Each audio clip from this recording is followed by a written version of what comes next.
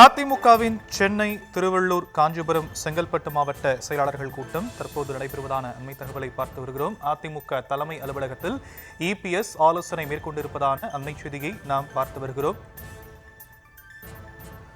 அதிமுகவின் சென்னை, திருவள்ளூர், காஞ்சிபுரம், செங்கல்பட்டு மாவட்ட செயலாளர்கள் கூட்டம் நடைபெற்று வருவதாக தகவல் கிடைக்கப்பட்டிருக்கிறது. அதிமுகவின் சென்னை, திருவள்ளூர், காஞ்சிபுரம், செங்கல்பட்டு உள்ளிட்ட பகுதிகளில் எதிர்க்கட்சித் தலைவர் இபிஎஸ் சுற்றுப்பயணம் மேற்கொள்ள இருக்கக்கூடிய நிலையில் அதற்கான ஏற்பாடுகள் குறித்தான விவரங்கள் குறித்து ஆலோசனை மேற்கொண்டு வருவதாக தகவல் கிடைக்கப்பட்டிருக்கிறது. அதிமுக தலைமை அலுவலகத்தில் இபிஎஸ் ஆலோசனை மேற்கொண்டிருக்கும் நிலையில் விவரங்களை நம்முடைய செய்தியாளர் ராஜேஷ் வழங்க நாம் கேட்கலாம். ராஜேஷ், இந்த ஆலோசனை குறித்தான மேலும் விவரம். வணக்கம். அதிமுக பொதுச் செயலாளர் இபிஎஸ் தற்போது கட்சியினுடைய தலைமை அலுவலகமான எம்ஜிஆர் மாளிகையில் ஆலோசனை மேற்கொண்டு வருகிறார். இந்த ஆலோசனை கூட்டத்தில் சென்னை மற்றும் திருவள்ளூர் மாவட்டங்களைச் சேர்ந்த மாவட்ட செயலாளர்கள் மற்றும் முக்கிய நிர்வாகிகள் இந்த ஆலோசனை கூட்டத்திலே பங்கெடுத்திருக்கிறார்கள்.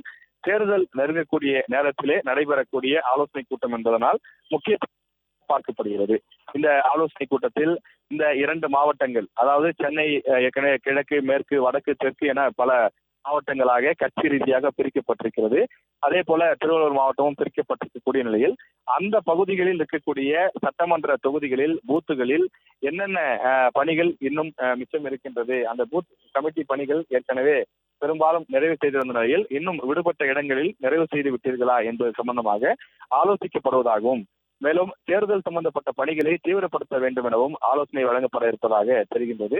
மேலும் வாக்காளர் வரைவு பட்டியல் வெளியிடுவதற்கு முன்னதாக வெளியூர் நபர்கள் யார் யார் தொகுதிக்குள்ளே இருக்கின்றார்கள், உள்ளூர் நபர்கள் யார் யாருடைய பெயர் விடுபட்டு இருக்கின்றது, அதே போல இறந்தவர்களுடைய பெயர்கள் எல்லாம் வாக்காளர் பட்டியலிலிருந்து நீக்கப்பட்டிருக்கின்றதா, இது போன்ற விவரங்களை சரிபார்க்க வேண்டும்.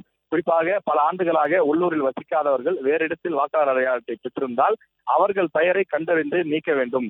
இவற்றையெல்லாம் சட்டப்பூர்வமாக செய்வதற்கான ஆக்கப்பூர்வமான நடவடிக்கைகளை முன்கூட்டியே தொடங்குங்கள். ஏனென்றால் பல இடங்களில் போலி வாக்காளர்கள் பிரச்சனை என்பது பெரும் பிரச்சனையாக இருக்கின்றது.